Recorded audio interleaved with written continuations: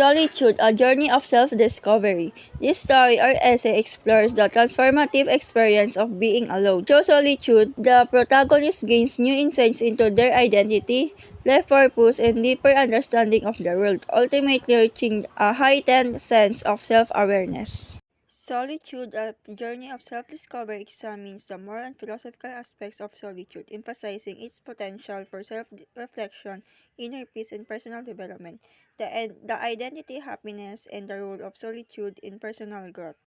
Solitude is the quality or state of being alone. This is a powerful tool for self-discovery and personal growth. Choosing solitude allows us to step away from the distractions of everyday life and focus inward, giving us a space to reflect on our thoughts, emotions, and aspirations.